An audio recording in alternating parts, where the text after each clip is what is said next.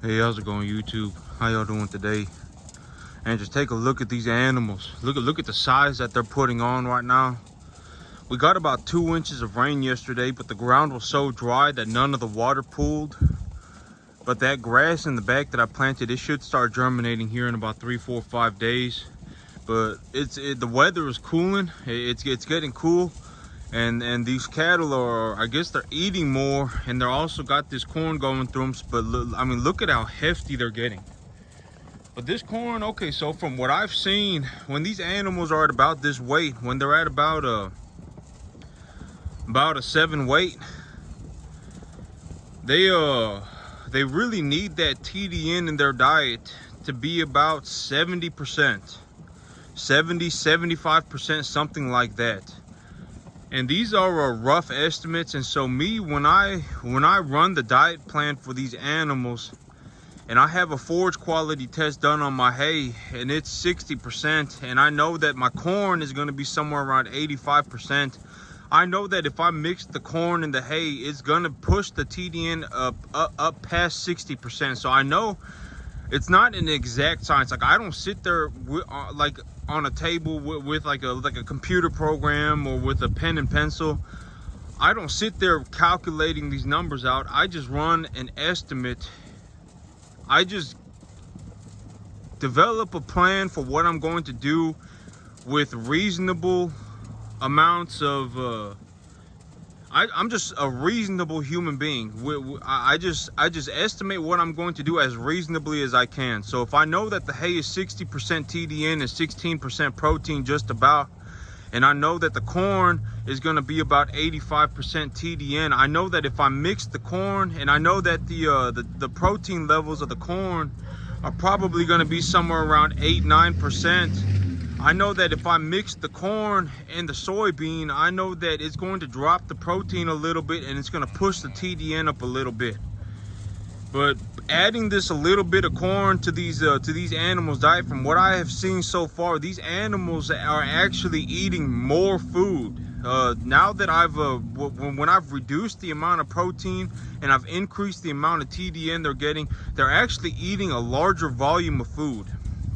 And I would say that they're still eating about the same amount of hay every day, but they're also eating the corn on top of the hay that they're eating, and they are swelling up real fast. This animal right here, I'm going to be taking him to market this week, but he's swelling up real fast. These animals, they are just but I got some dairy quality hay. I mean, even my little calves look very, very good right now. I got some dairy quality bean hay on its way to me right now, but it's gonna be here next week. But I'm going to that dairy quality, it's called a forage bean, but it's a forage bean hay. I got a load of that on its way to me right now, but I'm gonna be utilizing more of that for the lighter weight calves, and if I can, I'm just gonna mix it with corn a little bit to supplement these animals' feed throughout the year. But these animals, I mean, this guy probably going to be going to market too. But I mean, look at how they're swelling up. I mean, they are putting on that heft very quickly, and these animals are looking very good. Their conditioning is looking very, very good. They're just about where I want them to be to take them to market. And so I'm probably going to make a lot of money this week. I got my animals picked. I'm gonna take I got my animals picked. I don't know exactly where they went, but I know that I'm gonna be taking a heifer and 3 steers.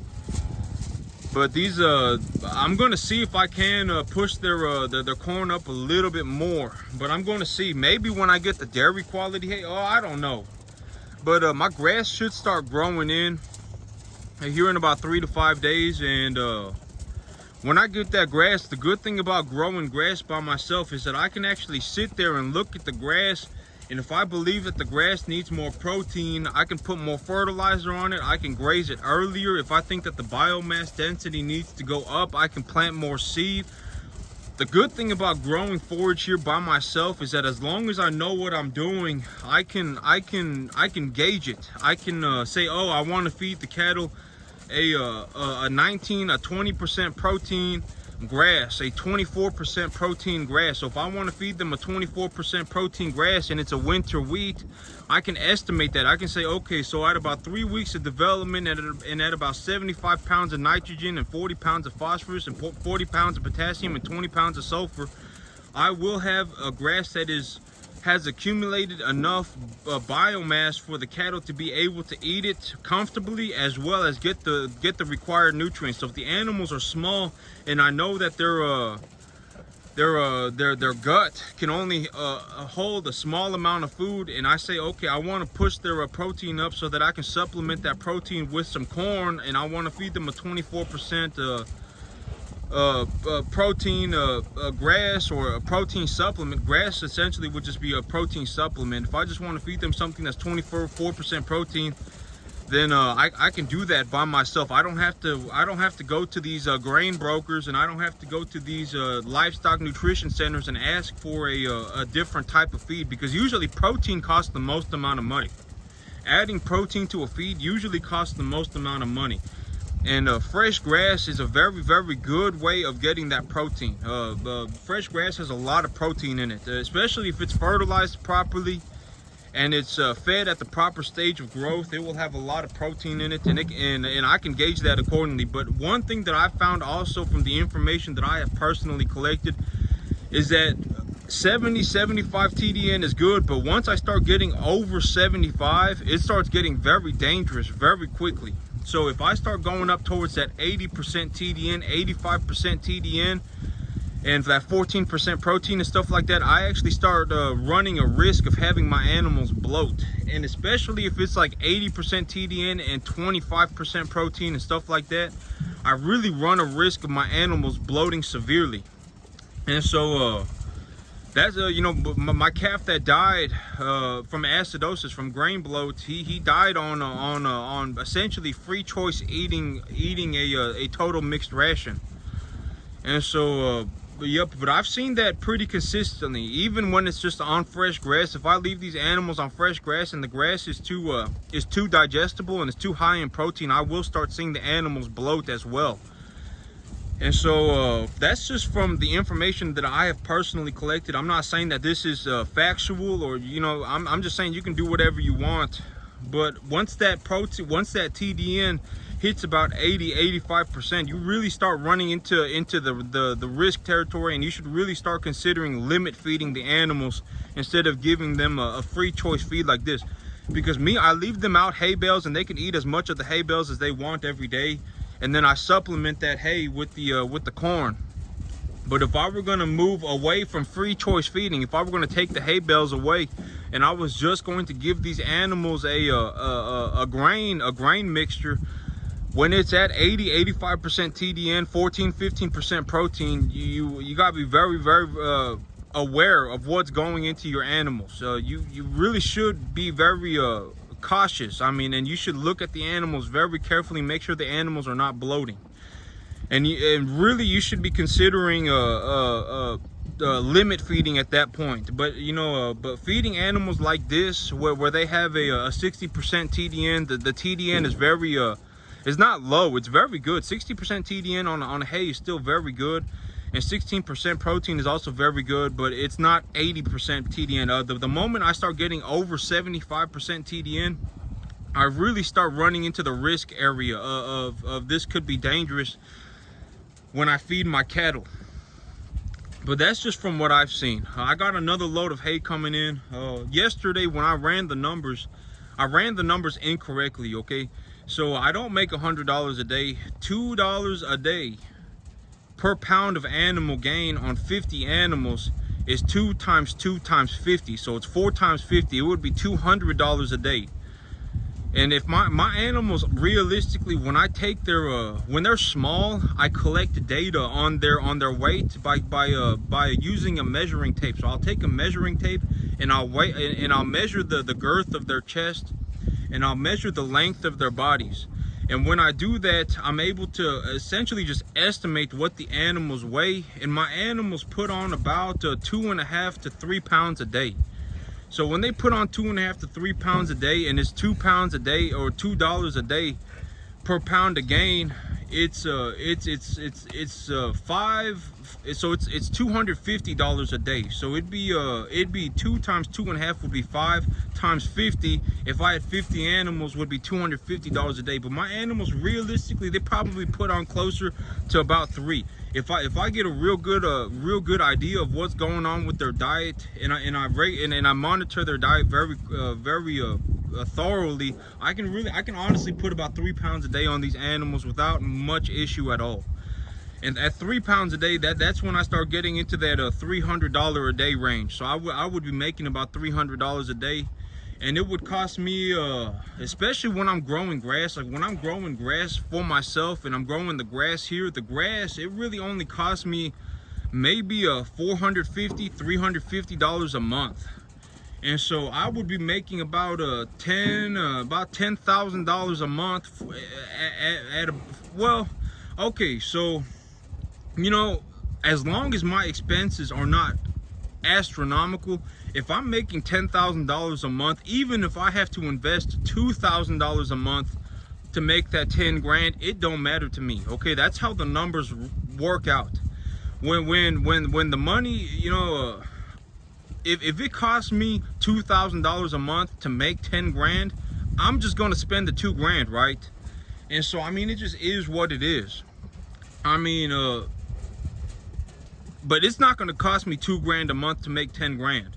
It may be, right now I ran the numbers and it cost me about $1,500 a month right now for about $1,200 a month to run 20 animals this size. So if I doubled the animals, it would cost me about $2,500 a month to feed the animals like this. If I just kept them in a pen, if I just kept them in like a confined pen and didn't give them any fresh grass and just fed them bales of hay and corn, it cost me about $2,500 a month to do this. But if I start planting their grass and stuff like that, that $2,500, it realistically drops to probably about $1,500 a month. And so I save about $12,000 a year if I just plant them grass.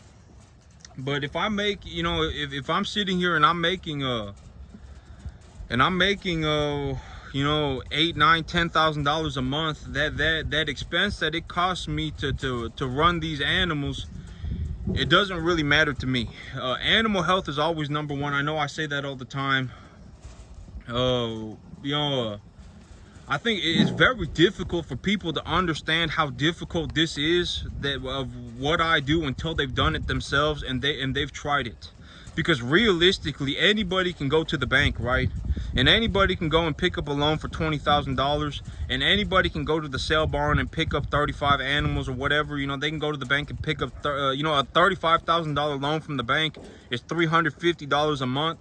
They can go and pay that $350 a month, and they can go and pick up whatever, 35 animals, and they could pick up 500 pounds of grass seed, and they could do it themselves, right? The $350 a month is not what's stopping people. I know that, I say this all the time, but the money is the easy part. It is much harder to run 50 cattle than it is to make $350 a month. And that pretty much, because here's like when I talk about I'm gonna make $500,000 a year, this is why I don't feel bad about it at all.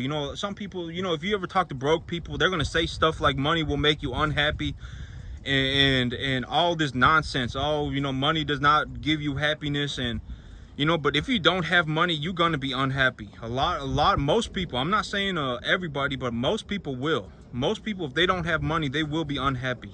There are some people like Gandhi, or I don't know, I'm pretty sure Gandhi was rich too, but some people like Mother Teresa, right, who genuinely just gave up all of their material possessions and legitimately lived with zero money, and that's legitimately how they lived.